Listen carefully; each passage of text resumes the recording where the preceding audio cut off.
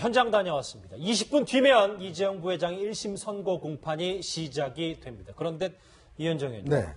선고 전부터 법원이 긴장감이 고조된다는데 이게 또 박근혜 전 대통령 지지자들 때문이라면서요? 그렇습니다. 이게 사실 이재용 부회장의 재판 결과가 사실 직접적으로 이제 박근혜 전 대통령의 재판의 결과와 바로 직결된 사안이기 때문에 특히 그동안 박 전 대통령 지지자들이 오늘은 이재용 부회장 재판에 굉장히 관심을 많이 기울이고 특히 또 이에 반대하는 또 집회도 열리고 있어서 오늘 아마 이 서초동 일대가 지금 집회로 상당히 지금 시끄러운 모양입니다. 지금 경찰도 한 800여 명 정도 동원이 돼서 있고 지금 오늘 같은 경우는 대법정 즉 417호 법정이 열리는데 여기 같은 경우는 사실은 이재용 부회장의 아버지인 이건희 전 삼성전자 회장도 여기서 재판을 받았던 곳이거든요. 그러니까 부자가 아마 있는 한 곳에서 이제 어떤 면에서 재판을 받는 그런 참 역사적인 기록인데 또 이 재판 자체 가지는 여러 가지 정책 의미가 있다 보니까 특히 오늘 지지자를 또 오늘 총 결집을 한 것 같습니다. 네. 박 전 대통령도 이재용 삼성전자 부회장 재판 때문에 법정이 바뀌어서 좀 당황해하셨다는 얘기를 들었거든요. 그러니까 원래 이렇게 국민들의 관심을 많이 받는 사건들 같은 경우에 이제 417호 대법정에서 다 열리게 되거든요. 되게 큰 법정이죠. 네, 그렇죠. 그러니까 지금 이재용 부회장의 선고 공판이 이루어지는 곳이 이제 417호 법정인데 박 전 대통령과 최순실 씨도 역시 417호에서 지금까지 재판을 받아왔어요.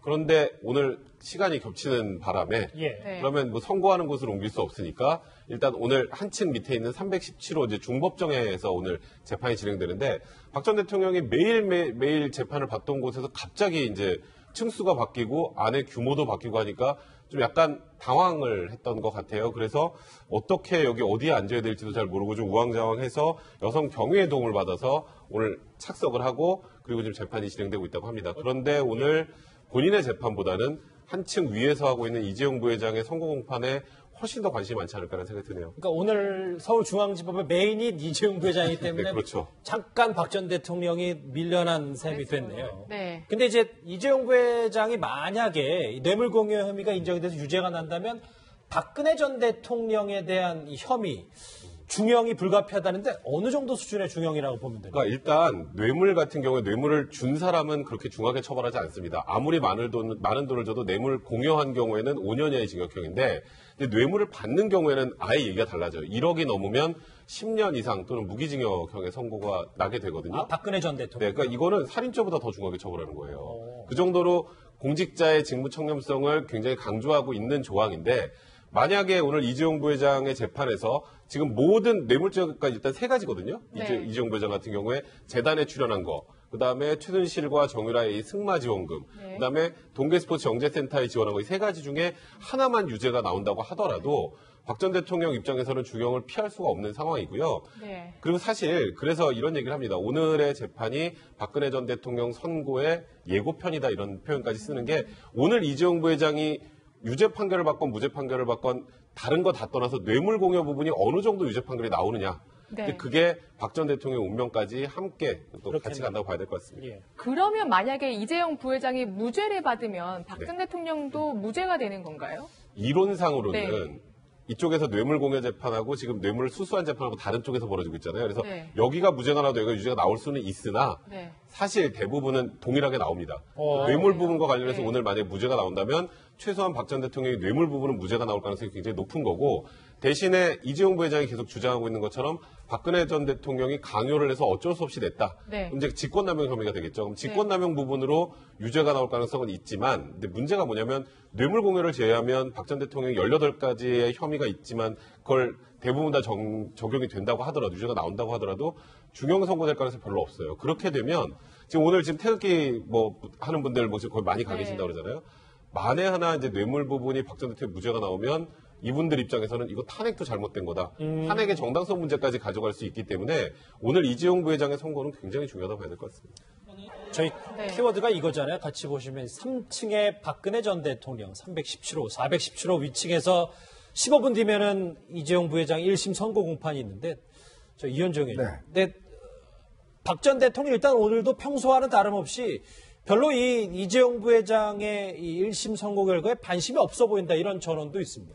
글쎄요, 일단 겉으로는 관심이 없어 보이는 듯이 보일지 모르지만 일단 아마 속내는 다를 겁니다. 지금 위에서 벌어지고 있는 재판 결과에 따라서 본인의 어떤 여러 가지 방향도 달라지고 아마 재판에 임하는 전략도 달라지기 때문에 특히 지난번 같은 경우는 이제 그 옆에 있는 변호사의 스마트폰으로 이렇게 보다가 한번 재판장이 좀 지적을 한 적이 있지 않습니까? 네. 오늘 같은 경우도 아마 재판 속보가 이제 바로바로 이제 그 뉴스를 통해서 알려지면 네. 이 변호인이 어떤 스마트폰을 통해서 이제 저 뉴스를 전달할 수가 있거든요. 아마 거기에 상당히 더 관심을 기울이지 않겠는가. 사실 본인 재판 같은 경우는 지금 이제 블랙리스트와 관련된 재판이 진행되고 있거든요. 네. 그런 것보다는 실제로 이 뇌물죄가 어떻게 결론나는지, 과연 어떤 논리로 나는지에 따라서 실제로 만약에 이제 완전 무죄, 완전 유죄, 아니면 부분 유죄, 뭐 부분 무죄라든지 이런 식으로 날 경우에 또 재판 전략 자체가 완전히 또 달라질 수가 있거든요. 그렇죠. 본인도 달라지고 아마 그랬기 때문에 지금까지 오늘의 재판의 그 결론, 그다음에 논리 이런 부분에 상당히 아마 박 전 대통령도 관심을 기울일 수밖에 없을 상황입니다. 네, 박 전 대통령이 사실 이재용 부회장 오늘 선고도 유단히 관심을 기울이겠지만 그 김기춘 전 실장하고 법정 대면이 무산됐다는 얘기가 있거든요. 이 부분에도 굉장히 좀 관심이 있으실 것 같아요. 사실 김기춘 실장이 나오지 않을 거라는 건 이미 어느 정도 예상이 됐었고요. 김기춘 실장은 뭐 현재 건강상의 이유나 어쨌건 또 항소심이 진행되면 또 재판의 이해관계가 달라질 수 있기 때문에 일단 김기춘 실장이 나오지 않은 거는 예상이 됐던 부분이고, 근데 증인 신청을 철회를 하려면 김기춘 실장이 검찰에서 얘기한 진술 조서는 증거로 채택이 돼야 그 증인을 철회할 수 있는 거잖아요. 안 그러면 김기춘 실장이 얘기한 게 재판정에 아무 증거로 현출이 못 되니까. 그래서 김기춘 실장의 진술 조서, 검찰 진술 조서 증거 채택에 대해서 박 전 대통령 측에서 동의를 했습니다.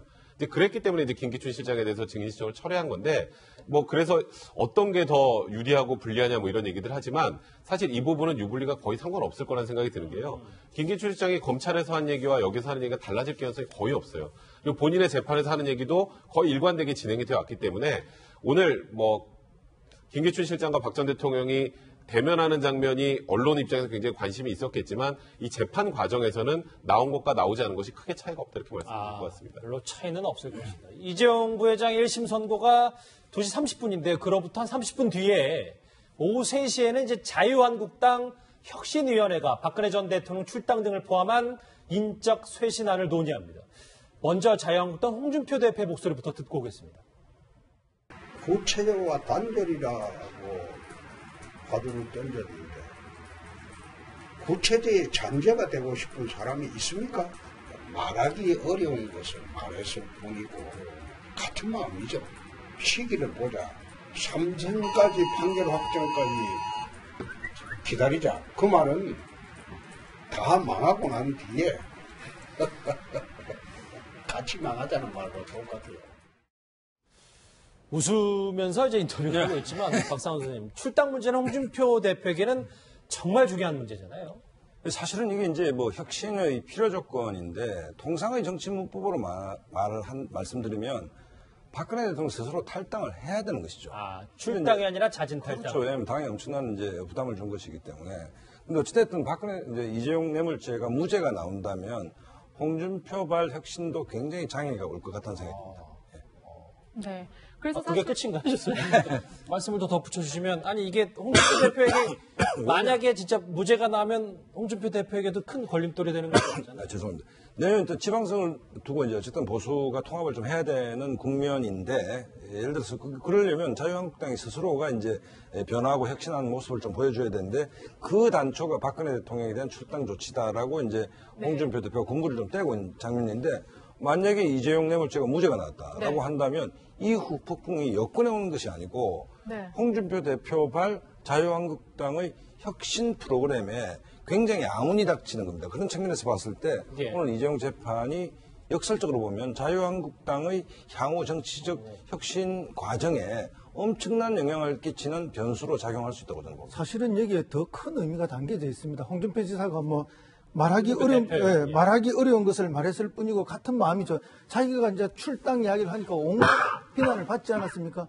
근데 사실은 마음은 다 같으면서 왜 내만 욕하느냐 이런 마음을 자기가 이야기했는데 사실은 박근혜 전 대통령을 출당해야만이 바른정당하고 통합을 하든지 일부 의원이라도 빼오든지 뭔가 명분을 만들 수 있거든요. 그래서 이게 혁신의 첫 단추인데 박근혜 전 대통령이 출당 이게 이루어지지 않으면 아무것도 할 수 없는 상황이 되는 것이죠. 유일한 혁신이 박근혜 전 대통령 출당이다. 그래서 유죄 판결이 이재용의 유죄 판결이 나면은 바로 그것을 이재용 부회장이요? 바로 그것을 명분으로 해서 출당을 시킬 수 있는 거죠. 그러니까 박근혜 전 대통령의 유죄 1심 판결 10월까지 기다릴 것도 없다는 이야기예요. 2심, 3심은 기다리면 말도 안 되는 이야기고 그래서 빨리빨리 지금 군부를 떼서 연기를 내는 겁니다.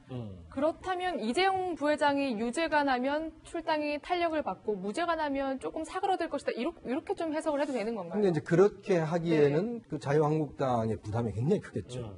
왜냐하면 자유한국당으로서는 시간이 얼마 남지 않았습니다. 네. 왜냐하면 지금 내년 6월 지방선거 때까지 하더라도 지금 벌써 이제 후보들이 지금 뛰고 있는 상황이고 곧 아마 이제 공천 작업에 들어가야 되는 상황인데 만약 이렇게 분열된 보수 야당 상태에서 내년 지방선거를 갔다가는 이 결과는 뻔한 결과거든요. 그런 면에서 본다면 지금 왜 자꾸 홍준표 대표가 지금 자꾸 압박을 하냐 하면 지금 본인의 지금 주도로 내년 지방선거를 치러야 되는데 거기서 결과가 나쁘면 본인은 사실은 거기서 정책명이 끝입니다. 자, 그럴 경우는 어쩌한지 홍준표 대표 입장에서 본다면 이 문제를 빨리 매듭짓고 뭔가 바른정당하고 합쳐서 내년 지방선거를 해서 승리를 해야지만이 본인의 정책 미래가 열리는 것이거든요. 그렇죠. 오늘 아마 바른정당의 이종구 의원이 그런 이야기를 했어요. 네. 박근혜 전 대통령과 일부 친박 몇 명만 일단 출당하면 우리도 지금 합당할 의향이 있다라고 이야기를 했습니다. 아, 바른정당이 자유한국당을 이종구 의원이 그런 이야기를 했어요. 예. 또 최근에 바른정당 내에서도 그런 이야기가 상당히 심심찮게 나오고 있습니다. 그건 뭐냐면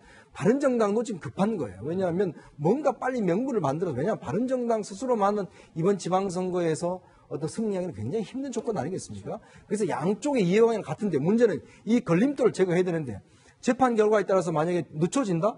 그럼 이걸 누가 기다리겠습니까? 그렇기 때문에 일단 홍준표 대표 입장에서는 재판 결과에 상관없이 이건 일단 밀어붙여야 된다. 근데 친박 입장에서 본다면 이 그렇게 만만치 않게 그냥 쉽게 홍준표 대표 입장대로 가기에는 상당히 본인도 부담이 있는 거죠. 근데 이 친박들도 가만히 보면 이렇게 가다가는 자기들도 지금 살 길이 없어요. 그렇죠. 그래서 지금 침묵하고 있는 겁니다. 그런데 어제부터 시작된 그 워크숍 1박 2일 자유한국당의 워크숍에서 이런 얘기가 나왔습니다.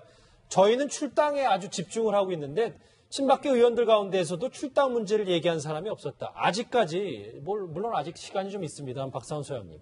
자유한국당에서는 이 출당 얘기 알맹이는 쏙 빠지고 다른 얘기만 하고 있는 거네요. 그러니까 이제 이게 출당 문제가 아까 말씀드렸듯이 과거에 YSDJ도 굉장히 어려웠을 때 스스로 당적을 내려놨습니다. 예. 그런데 박근혜 대통령이 유무죄와 관련 없이 이 당에 그다음에 보수 세력에 준 피해가 엄청나지 않습니까? 그렇다고 본다면 스스로가 당적을 내려놓는 것이 정상이죠.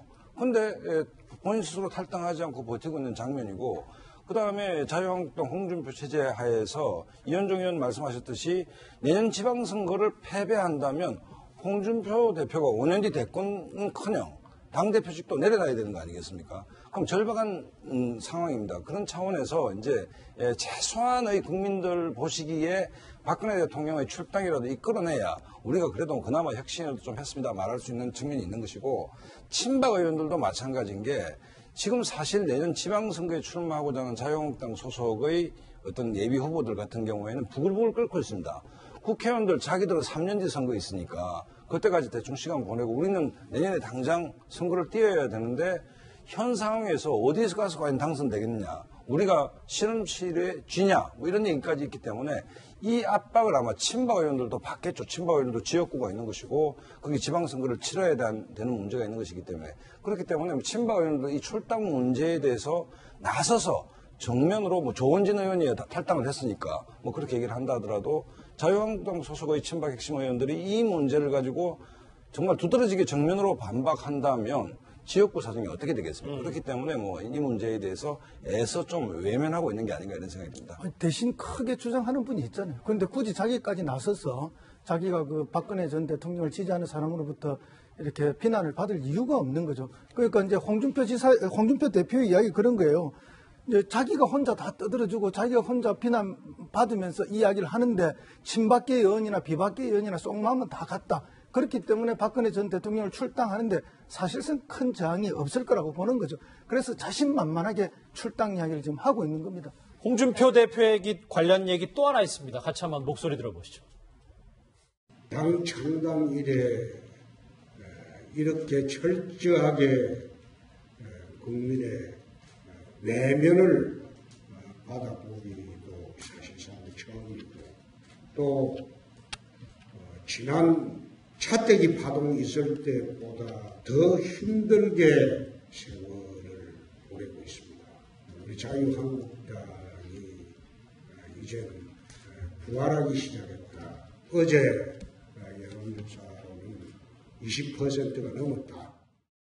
네, 저렇게 여론조사가 물론 자책이긴 하지만 높게 나와서인지 어제는 혁신 얘기보다는 좀 부적절한 발언이 더 관심을 불러모았더라고요. 좀 뼈를 깎는 혁신을 하겠다고 해서 지금 모여있는 분들 네. 입에서 나왔다고 믿어지지 않는 얘기가 나오긴 했는데, 물론 아마 이 얘기를 좀 분위기를 좀 재밌게 화기애애하게 만들어보자라고 한 것 같은데, 어떤 말이 나온 거죠, 지금?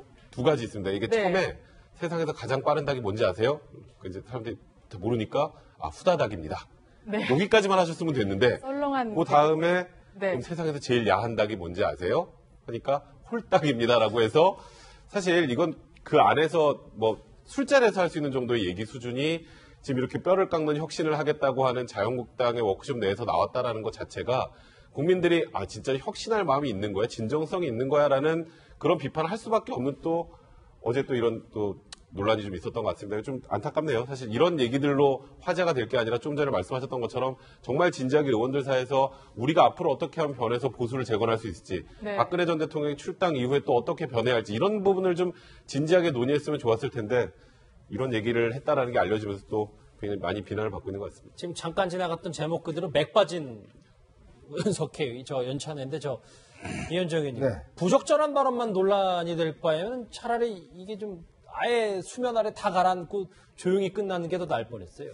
그러니까 결국 이제 지금 자유한국당의 연찬회를 제가 보면 느낌은, 예전에 이제 그 야당이나 여당 같은 경우는 저렇게 절박한 상황 같은 경우는 소장파들이 나와서 과함치기도 하고 논쟁을 벌이기도 하고 좀 치열하게, 사실 지금 같은 경우에 자유한국당 같은 경우는 의원들 절박하지 않습니까? 만약에 지금 본인들 의원직뿐만 아니라 당의 운명이 지금 걸려 있는 거 아니겠어요? 네. 근데 문제는 지금 제가 참 안타깝게 느끼는 거는 저런 상황에서 아무도 이야기를 하지 않는다는 거죠. 그러니까 저런 상황 왜 저는 연찬했는지 모르겠습니다. 그러니까 박성중 의원이 정말 저렇게 썰렁한 농담도 하고 좀 부적절한 이야기도 하는 게 저거 자체가 화제가 될 정도로, 네. 사실 한 정당의 정말 제일 보수 야당의 연찬회에서 당의 진로와 그다음에 이 문재인 정부에 대해서 어떻게 할 것인지 문제에 대해 정말 치열한 논쟁과 어떤 이런 논투들이 오고 갔어야 되는데도 불구하고 다들 침묵을 지키고 조용히 있었다는 것 자체가 보면, 결국 오늘 나온 이제 여러 가지 그 당의 결의문 같은 것도 보면 자기들이 어떻게 하겠다는 문제는 없어요. 근데 이제 문재인 정부만 상당히 비난하고 있습니다. 네. 그러니까 이게 오히려 문제는 국민들의 입장에서는 우리들이 어떻게 할 것인지, 앞으로 우리가 정말 어떻게 하겠습니다, 이런 걸 좀 보여줬어야 되는데, 내가 어떻게 하겠다는 빠지고 문재인 정부 잘못했습니다 계속 욕만 하니까, 그러면서 본다면 참 앞으로 자유한국당이 어떤 길로 갈지에 대해서 이 보수 야당을 지지하는 분들 같은 경우는 아직까지도 상당히 지지를 보내고 싶은 마음이 없어지는 이러한 상황이기 때문에, 이제는 물론 지금 보수 야당이 정부 견제도 중요하지만 우리가 어떻게 하겠다는 비전 제시가 저는 제일 먼저 되지 않겠는가, 그렇게 생각이 듭니다. 알겠습니다. 이재용 부회장 1심 선고 공판 얘기와 박 전 대통령의 출당 얘기까지 짚어봤습니다.